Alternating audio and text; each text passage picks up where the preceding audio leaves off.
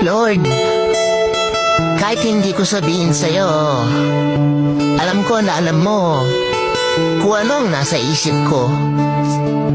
At alam mo kung ano ang tunay na nararamdaman ko sa mga oras na to. Kaya pakiusap, tulungan mo ko malagpasan lahat ng pinagdadaanan ko.